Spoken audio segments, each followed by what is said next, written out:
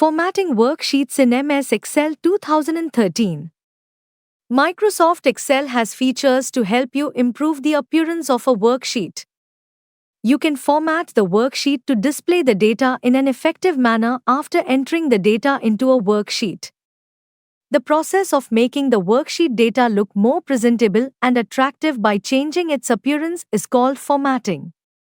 Formatting changes the appearance of data but does not affect the actual cell value.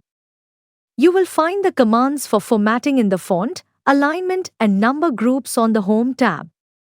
Let us learn about these features in this chapter. Font group. Like MS Word and MS PowerPoint, MS Excel also has a font group. The font group is found under the Home tab of Excel. Changing font. To change the font, follow these steps. Type the text in any cell and select it. Click the arrow next to the font. A list of fonts appears. You will get a preview of the font in the cell as you scroll down the list. Click on the desired font. Excel changes the font in the selected cell. Changing font size. To change the font size, follow these steps. Select the cell. Click the arrow next to the font size. A list of font size appears. You will get a preview of the font size in the cell as you scroll down the list. Click on the desired font size. Excel changes the font in the selected cell. You can also change font size by using the Decrease Font Size and Increase Font Size buttons in the Font group on the Home tab. Changing font color. To change the font color, follow these steps. Select the cell. Click the arrow next to the font color. A list of colors appears. Select the color of your choice and the text color changes. Bold, italics, and underline. You can emphasize the contents of a cell by making the text bold, by using italics, or by underlining the text. Just select the cell and click the bold, italic, or underline button. To underline text, you can also click the arrow next to underline and then select underline or double underline in the drop-down list. Background colors and borders. You can add a background color and borders to a cell or range of cells for better presentation of data. Applying background colors. To add a background color, follow these steps. In this example, we will add a background color to the heading of a table and borders to the whole table. Select the heading cells, row 1. Click on the arrow next to the fill color option. Select the color of your choice. That color will be set as the background of the selected cells. Applying borders. To apply a border, follow these steps. Select the whole table. Click the arrow next to Borders. A drop-down menu appears. Click on More Borders. In the Borders menu, the Format Cells dialog box will appear. Select the border style. Select the border color. You can also choose one of the presets border schemes or select outlines separately in the border area.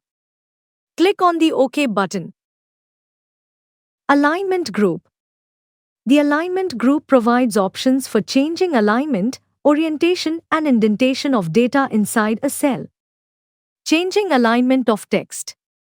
Alignment refers to the position where data is placed within the boundary of a cell. By default, Excel applies the appropriate horizontal alignment to each data type, for example to numbers and text. By default, the numbers are right-aligned and text is left-aligned in a cell. You can also control the vertical alignment within a cell. To change the vertical alignment of cell contents, click the top align, middle align or the bottom align option.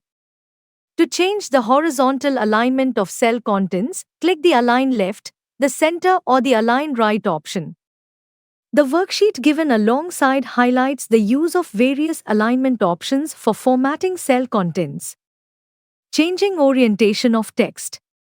Orientation refers to the rotation of the text at different angles inside the cell. The various orientation options in the alignment group are angle, counterclockwise, angle clockwise, vertical text, rotate text up, and rotate text down. The worksheet given alongside illustrates the use of various orientation options for formatting cell contents. Changing indentation of text. Indentation refers to the distance between the cell boundary and text. You can select increase indent or decrease indent options for better spacing. Working with long text. When text cannot fit in a cell, it spills out into adjacent cells. You can let the data spill out, but if the next cell contains data, the spilled out portion will not be visible. Whenever you have too much cell content to be displayed in a single cell, you may decide to wrap the text or merge cells rather than resize a column. There are two options which are used for controlling the display of text. These options are 1. Wrap text. 2. Merge and center. 1. Wrap text. Wrapping the text will automatically modify a cell's row height, allowing cell contents to be displayed on multiple lines. This option wraps up text into multiple lines inside a cell. Select the cell and click the Wrap Text option in the alignment group. The text will be confined to the cell and will be displayed in multiple lines. 2. Merge and center. Another way of dealing with long text is to merge cells into one large cell. Merging allows you to combine a cell with adjacent empty cells to create one large cell. For merging, select the cells in a row or a column and choose from the following options. Merge and center. It combines the selected cells and center aligns the contents in a new larger cell. Merge across. It merges the selected cells in the same row into one large cell. Merge cells. It merges the selected cells into one cell, but does not change its alignment. Unmerge cells. It splits the current cell into multiple cells. Number group. One of the most powerful tools in Excel is the ability to apply specific formatting to numbers.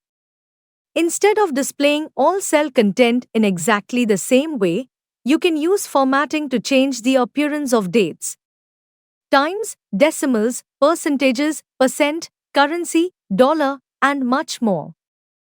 Excel has various options for formatting numbers.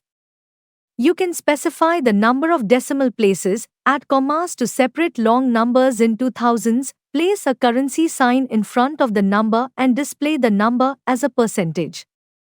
The various buttons in the number group provide various formats for specifying how you want the values in a cell to be displayed. When you apply a format to a value in a cell, it just changes the appearance of the value without changing the actual cell value that Excel uses to perform calculations. You can check the actual value in the formula bar. In the figure given alongside, look at the formula bar. It displays the actual value. The various options present in the number group on the Home tab are as follows. Applying number format. To apply the number format, follow these steps. Select the cell containing the values to be formatted. Click the comma style button for adding comma in column C. Choose the dollar accounting number format for adding currency symbol in column D after selecting it.